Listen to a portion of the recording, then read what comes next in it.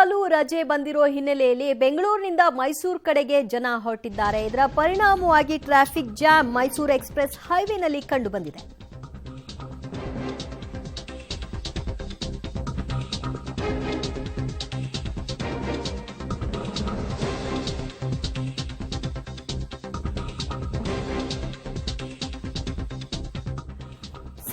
ಸಾಲು ರಜೆಗಳು ಬಂದಿದೆ, ವೀಕೆಂಡ್ ಬೇರೆ. ಈ ಹಿನ್ನೆಲೆಯಲ್ಲಿ ಮೈಸೂರು ಎಕ್ಸ್‌ಪ್ರೆಸ್ ಹೈವೇ ಕಡೆಗೆ ನುಗ್ಗಿರುವಂತಹ ವಾಹನ ಸವಾರರು ಟ್ರಾಫಿಕ್ ಬಿಸಿಯನ್ನ ಅನುಭವಿಸುವಂತಹ ಪರಿಸ್ಥಿತಿ ದೃಶ್ಯದಲ್ಲಿ ನೋಡ್ತಾ ಇದ್ದೀರಿ. ಎಷ್ಟು ಸಂಖ್ಯೆಯಲ್ಲಿ ಜನ ಈಗ ಬೆಂಗಳೂರಿನಿಂದ ಮೈಸೂರು ಕಡೆಗೆ ಹೊರಡ್ತಾ ಇದ್ದಾರೆ. ಅದರ ಪರಿಣಾಮ ನೋಡಿ, ಸಾಲುಗಟ್ಟಿ ನಿಂತಿದ್ದಾರೆ. ಸುಮಾರು ಹೊತ್ತು ಟ್ರಾಫಿಕ್ನಲ್ಲಿ ತಗಲಾಕೊಂಡಿದ್ದಾರೆ. ಈ ಹಿನ್ನೆಲೆ ಟೋಲ್ ಬಳಿ ಸುಮಾರು 3 ಕಿಲೋಮೀಟರ್ನಷ್ಟು ಟ್ರಾಫಿಕ್ ಜಾಮ್ ಕಂಡು ಬಂದಿರುವಂತಹ ದೃಶ್ಯ ಅದಾಗಿದೆ. ಎರಡೂ ದೃಶ್ಯಗಳನ್ನ ನೀವು ನೋಡ್ತಾ ಇದ್ರಿ. ಮೈಸೂರು ದಶಪಥ ಹೆದ್ದಾರಿ ಮತ್ತೆ ನೆಲಮಂಗಲ ಹೆದ್ದಾರಿ ಎರಡೂ ಕಡೆಯಲ್ಲೂ ಇದೇ ತರದ ಟ್ರಾಫಿಕ್ ಸಮಸ್ಯೆಗಳು.